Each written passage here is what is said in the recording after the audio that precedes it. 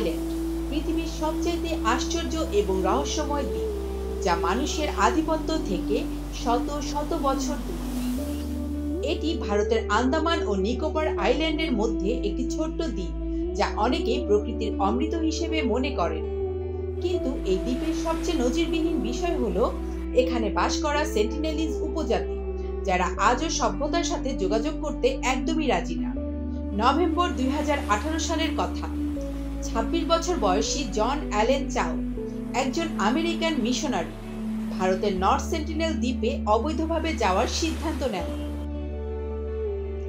এই দ্বীপের অধিবাসীরা সেন্টিনেলিজ নামে পরিচিত। ধারণা করা হয় তারাই পৃথিবীতে বিদ্যমান সর্বাধিক পুরনো এবং সভ্যতা থেকে বিচ্ছিন্ন জাতি।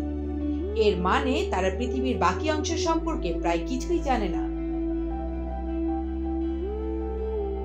জন ছিল একজন খ্রিস্টান এবং তার ধর্মের প্রতি ছিল গভীর আস্থা, যে কারণে তিনি এই দ্বীপের মানুষের মধ্যে খ্রিস্টান ধর্ম প্রচার করতে চেয়েছিলেন। জন কাছাকাছি একটি দ্বীপে যায় এবং 25,000 রুপি দিয়ে একজন মাছ ধরার জেলেকে রাজি করায় নর্থ সেন্টিনেল দ্বীপে পৌঁছে দেওয়ার জন্য। 2018 সালের 14 নভেম্বর রাতের অন্ধকারে উপকূলরক্ষীদের চোখ ফাঁকি দিয়ে তারা যাত্রা শুরু করে। তার সাথে ছিল একটি গোপ্রো ক্যামেরা, কিছু কাঁচি, একটি কায়াক, শুকনো মাছ, একটি ফুটবল এবং বাইবেল, যা তিনি তাদের উপহার হিসেবে দিতে চেয়েছিলেন। 15 নভেম্বর সকালে দ্বীপে পৌঁছানোর পর জন জেলেকে দূরে অপেক্ষা করতে বলে এবং একা কায়াকে করে দ্বীপের দিকে এগিয়ে যান। তিনি কিছু ঘর দেখতে পান এবং মহিলাদের কথা শুনতে পান। তিনি তখন তার কায়াক বিচে রেখে নামার প্রস্তুতি নিচ্ছিলেন। তখন তিনি দেখেন দুজন সেন্টিনেলিজ পুরুষ তীর ও ধনুক নিয়ে তার দিকে এগিয়ে আসছে। জন তাদের স্বাগত জানিয়ে বলেন, আমার নাম জন, আমি তোমাদের ভালোবাসি এবং যিশু তোমাদের ভালোবাসেন। যিশু খ্রিস্ট আমাকে এখানে আসার অধিকার দিয়েছেন। এখানে তোমাদের জন্য কিছু মাছ রয়েছে। কিন্তু সেন্টিনেলিজরা তাদের তীর ধনুকে টেনে আক্রমণ করার প্রস্তুতি নেয়। জন ভয় পেয়ে পালিয়ে যেতে থাকে। কয়েক ঘন্টা পরে জন আবারও চেষ্টা করেন। এবার তিনি দ্বীপের উত্তর তীরে যান। দূর থেকে তিনি দেখতে পান 6 জন সেন্টিনেলিজ তার দিকে তাকিয়ে আছেন এবং কিছু বলার চেষ্টা করছেন। তিনি তাদের ভাষা না জানার কারণে কিছুই বোঝাতে পারছিলেন না। জন যা কিছু শব্দ শুনছিলেন তা পুনরাবৃত্তি করার চেষ্টা করেন। সেন্টিনেলিজরা তাকে দেখে হাসতে থাকে। জন ধীরে ধীরে তাদের দিকে এগিয়ে যান এবং নিরাপদ দূরত্বের থেকে তিনি তাদের উপহারগুলি ফেলে দেন। সেখানে একটি শিশু এবং একটি তরুণী ছিল, যারা তীর ও ধনুক নিয়ে দাঁড়িয়ে ছিল। জন তার কায়াক থেকে নেমে শিশুটির সাথে কথা বলার চেষ্টা করেন, কিন্তু একজন সেন্টিনেলিজ পুরুষ তার কায়াক চুরি করে ফেলে। জন তখন বাইবেলের কিছু অংশ ব্যাখ্যা করতে থাকেন। কিছু সেকেন্ড পর শিশুটি জনের বুকের দিকে তীর ছোড়ে। অবিশ্বাস্যভাবে তীরটি বাইবেলকে আঘাত করে এবং জনের জীবন রক্ষা পায়। জন ভয় পেয়ে আবার পালানোর চেষ্টা করেন, তবে এইবার তার সাথে কায়াক ছিল না। তিনি সাঁতরে ফিরে চলে যান। সেই রাতে জন তার ডায়েরিতে লিখেছিলেন, লর্ড, এই দ্বীপ কি শয়তানের শেষ দুর্গ? এই দ্বীপ কি মনস্টারদের দ্বারা পূর্ণ, যেখানে স্থানীয়রা যিশুর নাম পর্যন্ত শোনেনি? এরপর তিনি লিখতে থাকেন, আমি মরতে চাই না, আমাকে ফিরে যেতে হবে। লর্ড, আমি মরতে চাই না। কিন্তু তার ধর্মীয় আস্থা এক ধরনের পাগলামিতে পরিণত হয়েছিল। তিনি বিশ্বাস করতে শুরু করেছিলেন যে তাকে দ্বীপে ফিরে যেতে হবে, কারণ তখন এটি হয়ে উঠেছিল তার জীবনের উদ্দেশ্য।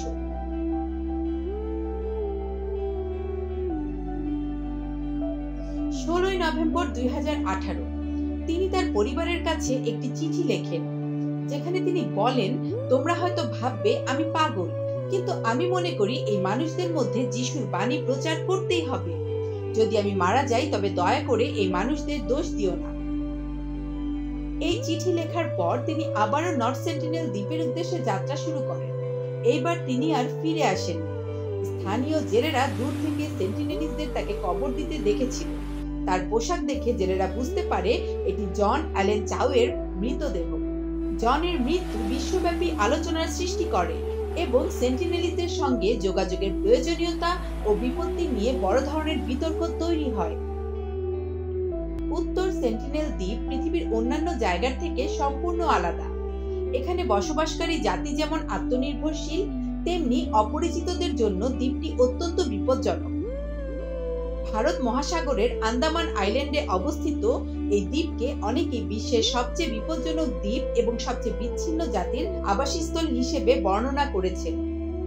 সেন্টিনেলিজ নামে পরিচিত এই জাতি প্রায় 60,000 বছর ধরে এই দ্বীপে বসবাস করছে এবং বাইরের বিশ্ব থেকে নিজেদেরকে সম্পূর্ণরূপে বিচ্ছিন্ন করে রেখেছে।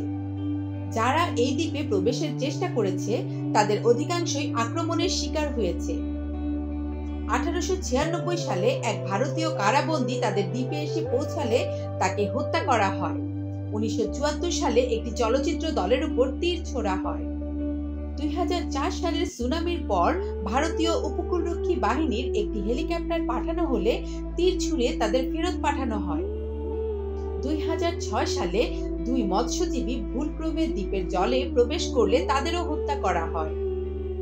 সেন্টিনেলিজরা খুবই হিংস্র এবং তাদের ব্যবহারে বাইরের পৃথিবীর সঙ্গে ঘনিষ্ঠ পর্যবেক্ষণ করা কঠিন হয়ে পড়েছে। জানা যায় যে তাদের অস্ত্র আছে, তীর ও বর্শা, এবং তারা মৎস্যজাল ও প্রাথমিক আউটরিগার ডিঙ্গি ব্যবহার করে মাছ ধরে, শিকার করে এবং বুনো উদ্ভিদ সংগ্রহ করে। তবে চাষাবাদ বা আগুন তৈরি করার কোনো প্রমাণ পাওয়া যায়নি। অনেকেই মনে করেন তারা বজ্রপাতের পর তৈরি আগুনকে ব্যবহার করে এবং সেই আগুনকে দীর্ঘ সময় ধরে একটি গাছের কোটরে ধরে রাখে। সেন্টিনেলিজরা কেন এতটা বিচ্ছিন্ন এবং আত্মরক্ষার জন্য হিংস্র?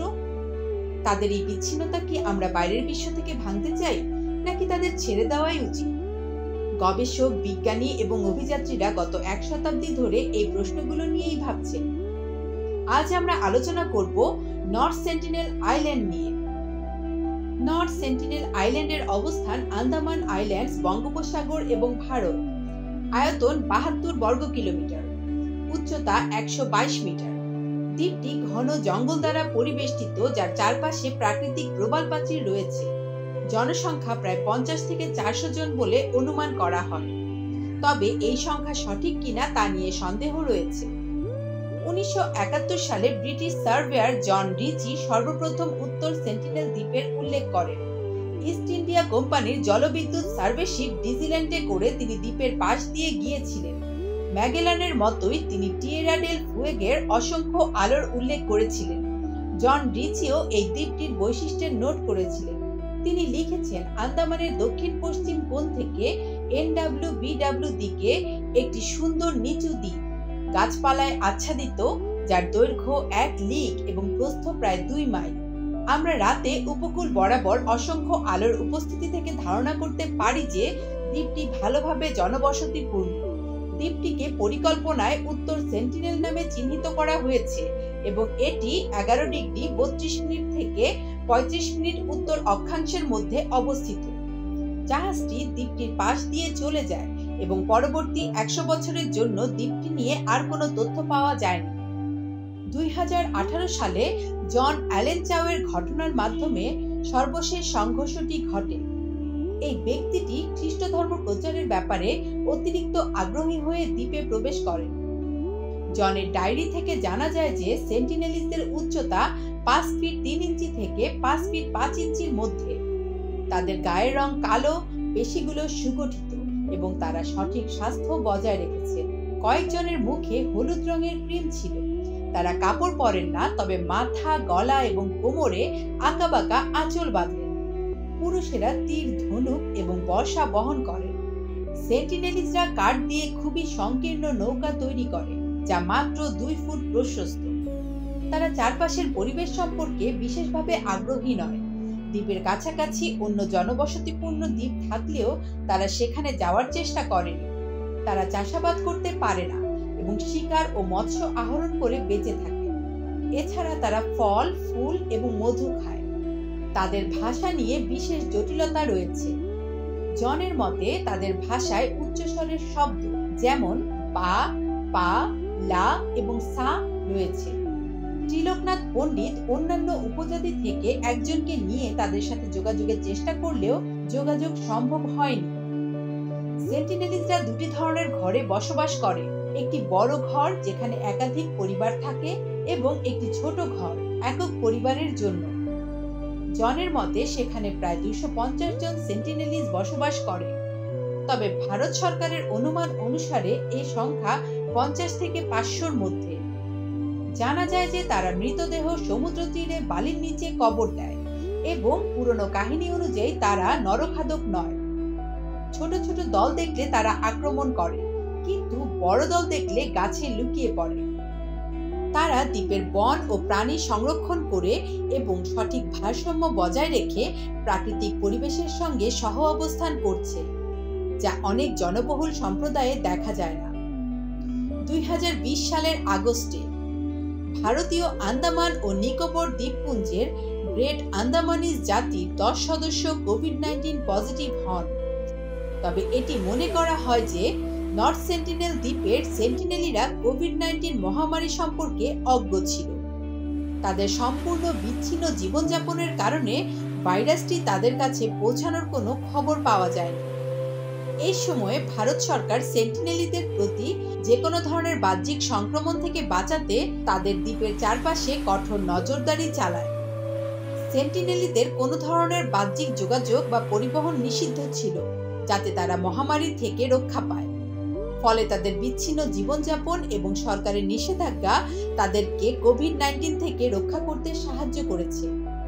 আমরা সবাই জানি উত্তর সেন্টিনেল দ্বীপের মানুষদের সাথে যোগাযোগের প্রচেষ্টা নিয়ে বিভিন্ন মতামত রয়েছে। কিছু মানুষ মনে করেন তাদের আধুনিক প্রযুক্তির সুবিধা দেওয়া উচিত, তবে আমি মনে করি আমাদের উচিত তাদের স্বাধীন জীবনযাপন রক্ষা করা। বাইরের পৃথিবী থেকে তাদের রক্ষা করা উচিত, কারণ অনেকবার আমাদের যোগাযোগের চেষ্টা তাদের বিপদের কারণ হতে পারে। উদাহরণস্বরূপ, অন্যান্য উপজাতিদের সঙ্গে যোগাযোগের ফলাফল সবসময় ভালো হয়নি এবং তাদের সংস্কৃতি ও ঐতিহ্য হারানোর সম্ভাবনা রয়েছে। সুতরাং আমাদের উচিত তাদেরকে আলাদা রেখে তাদের প্রাকৃতিক জীবনযাপন ও নিরাপত্তা বজায় রাখা। আশা করি এই ভিডিওটির মাধ্যমে নর্থ সেন্টিনেল আইল্যান্ডের অধিকাংশ তথ্যই তুলে ধরতে পেরেছি। যদি ভিডিওটি আপনাদের ভালো লেগে থাকে তাহলে লাইক, কমেন্ট ও শেয়ার করতে ভুলবেন না এবং আমাদের চ্যানেলটি সাবস্ক্রাইব করুন, যাতে ভবিষ্যতে আরো এমন অনেক তথ্যবহুল ভিডিও দেখতে পারেন। বিশেষ করে আপনি যদি রহস্য এবং ভৌতিক ভিডিও দেখতে পছন্দ করেন, আমাদের প্লেলিস্টে সেগুলোর ভিডিও দেখতে পারেন। ধন্যবাদ সবাইকে।